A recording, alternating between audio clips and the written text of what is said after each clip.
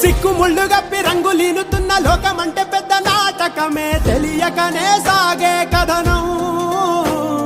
నీవు పెట్టుకున్న నమ్మకాలు అన్ని పక్కదారి బట్టి పోతుంటే కంచికి నీ కదలే దూరం.